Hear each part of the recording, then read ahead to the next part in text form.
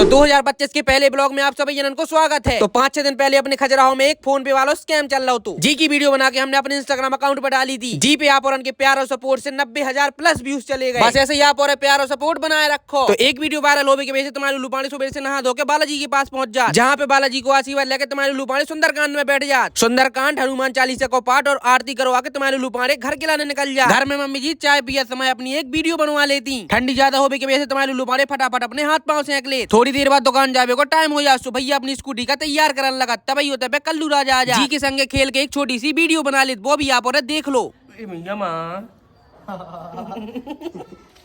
कल्लू राजा के संगे मस्ती करे के बाद तुम्हारे लुपाड़े अपनी स्कूटी पे बैठ के निकल जाए दुकान के लाने। ठंडी ज्यादा होने की वजह से स्कूटी का स्लो स्लो चलाने पड़त। शाम होत नहीं फटाफट तुम्हारे लुपाड़े मोमोस और फ्रेंच फ्राई सेल करत। और फिर शुरू होत फोन पे को स्कैमर वालों कांड। जी की वीडियो हमारे इंस्टाग्राम अकाउंट पर डली, आप और जाकर देख सकत। तो आज के ब्लॉग में सिर्फ इतना ही, मिल रहा है कल एक और नए ब्लॉग के संगे।